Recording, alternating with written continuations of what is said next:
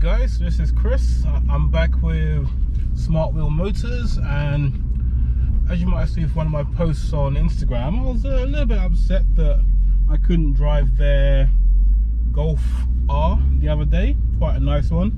I think still up for sale, so get on there and take a look. But I'm feeling a bit better now because they've given me a RS3 to take a look at and have a quick drive around the block in and just see what I think.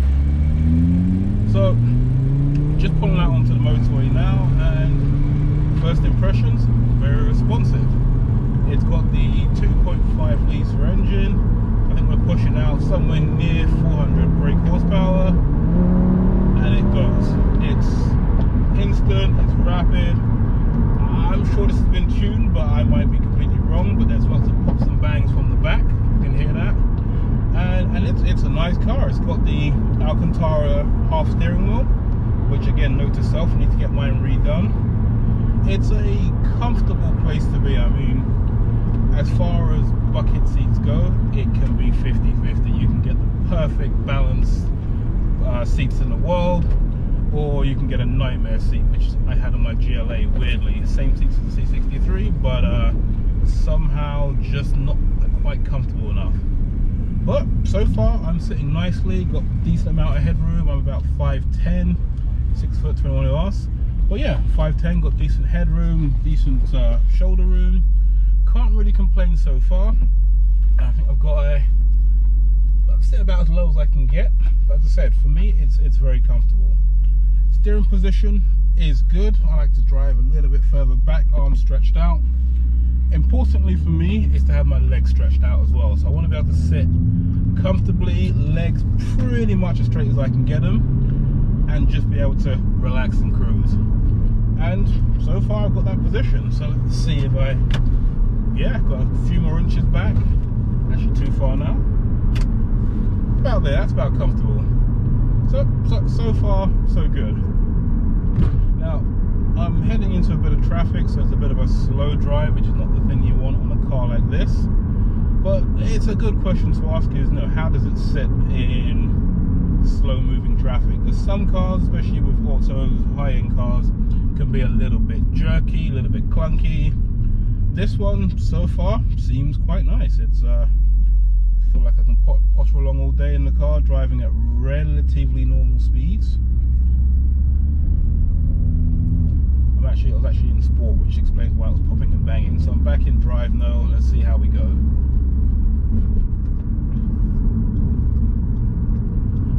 So one thing I would say is it's very airy in here. The only small gripe I would have here is it doesn't have a panoramic roof, which is something I really like, but it's still very, very nice. It's very airy. You got nice big windows here. Said nothing that I can complain about. It's very, very nice. And sit very nicely on the road. It's pottering along very smoothly at 20 miles an hour, just out of traffic, and yeah, no real complaints at all. Steering wise, very responsive. The car feels stiff. It's not uncomfortably stiff, it's just a nice firm ride, and what you'd expect from a car like this, pushing out about 400 brakes. Very, very sharp. Again, what you would expect and what you kind of need on this car. So yeah, so it's driving nicely. As I said, no issues at all.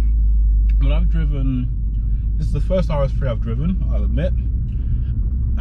Probably the first RS car I've driven, to be honest.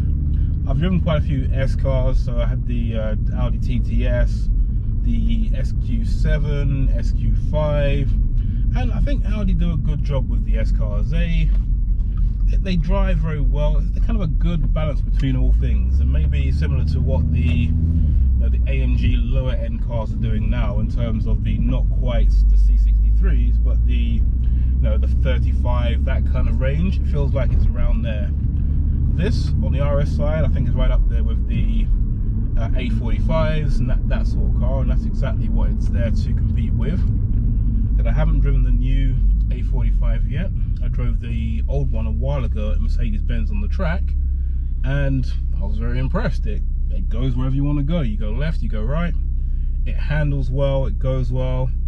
you don't really have to brake that often, to be honest. It really does grip the road.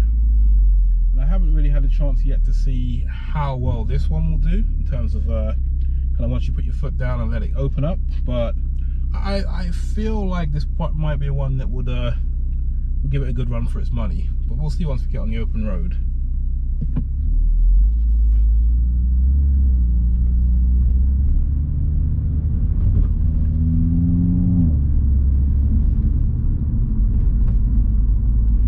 So one thing about the car is you've got, of course, the paddles. Again, we'll have a look at those in a second, see if we get a chance to actually open those up.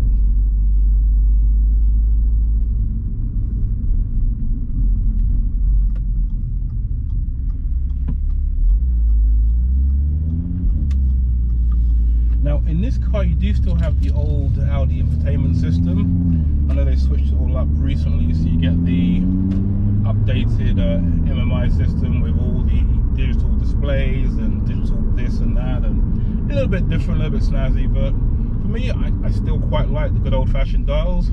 They tell you exactly the same information, and to be honest, it's a little bit, I find, distracting at times having the whole infotainment system lit up in front of you with maps and views and everything else. But to be honest, between looking here and looking there, it's not too much difference.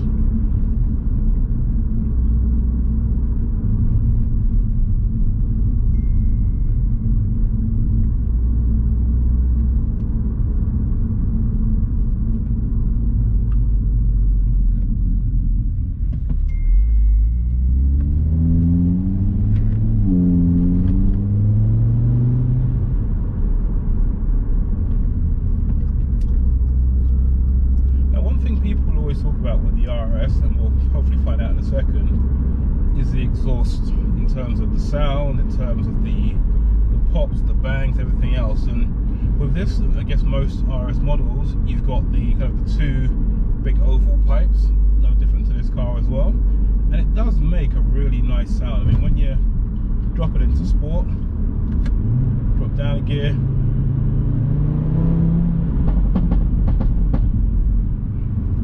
machine gun sound back there. It's a nice sound. It's not overdone. I think some cars really do overdo it in terms of the pops, the bangs, and it gets a little bit too like, okay, enough. But with this one, I think you've got a good solid balance between performance, bangs, the pops, and the nice kind of deep burbly sound. And you probably can't hear it, but it's rumbling nicely in the background. It sounds pretty good.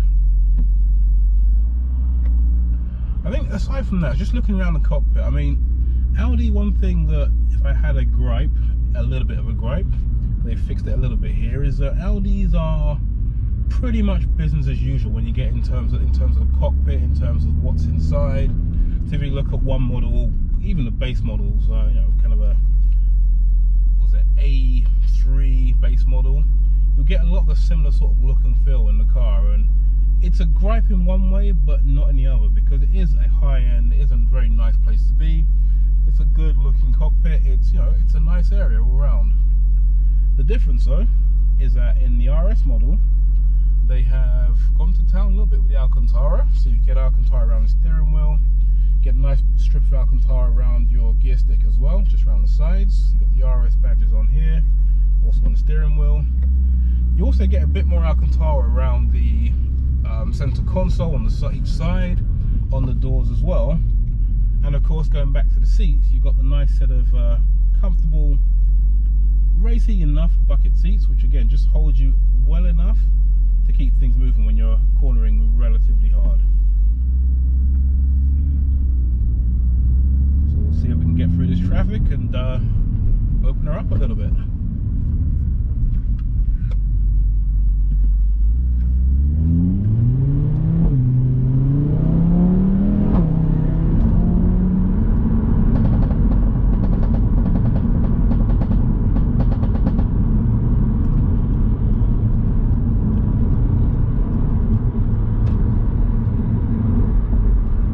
So we're on the open road now, we're on a motorway, we're doing about 50 miles an hour, and if I foot down, drop it, instant. There is no lag, there's no delays, it's straight into dropping a couple of gears down and we're off.